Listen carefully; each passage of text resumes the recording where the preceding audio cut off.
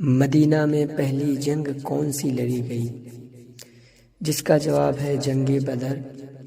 پھر دوسرا سوال ہے جنگ بدر کب لڑی گئی؟ اس کا جواب ہے 2 ہجری رمضان کی 17ویں تاریخ کو۔ پھر سوال نمبر جنگ بدر کس مقام پر لڑی گئی؟ اس کا جواب بدر کے کنویں کے پاس۔ پھر سوال ہے جنگ بدر کے موقع پر حضور صلی اللہ علیہ وسلم نے کیا دعا مانگی؟ جس کا جواب ہے یا اللہ اگر آج یہ مٹی بھر مسلمان ختم ہو گئے تو پھر دنیا میں کوئی تیرا نام لیوا نہ ہوگا۔ پھر سوال ہے کہ جنگ بدر میں مسلمان فوج کی تعداد کتنی تھی؟ اس کا جواب ہے 313۔ پھر سوال ہے جنگ بدر میں کفار کی تعداد کتنی تھی؟ اس کا جواب ہے 1000۔ پھر سوال ہے کفار کس کی سربراہی میں لڑے؟ اس کا جواب ہے ابو جہل۔ پھر سوال ہے جنگ بدر کے لیے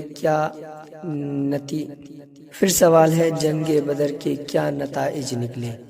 جس کا جواب ہے مسلمانوں کو جیت حاصل ہوئی۔ پھر سوال ہے ولید کو کس نے مارا؟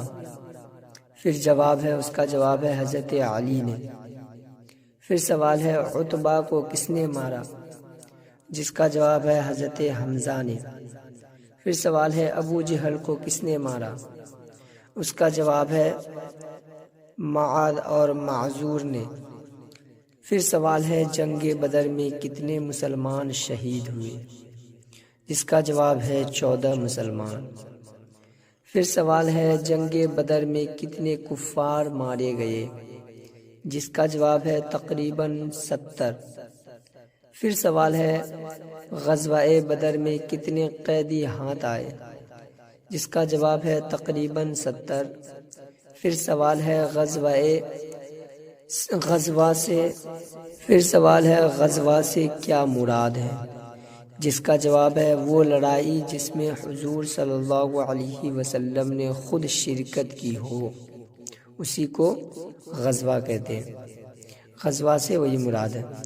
پھر سوال ہے کہ سریہ سے کیا مراد ہے؟ جس کا جواب ہے وہ لڑائی جس میں حضور صلی اللہ علیہ وسلم نے کسی صحابی کو سپہ سالار بنا کر بھیجا ہو، خود شرکت نہ کی ہو۔ پھر سوال ہے جنگ بدر کے بعد یہودیوں کے کس قبیلہ کو مدینہ سے باہر نکال دیا گیا؟ جس کا جواب ہے بنو قنیقہ۔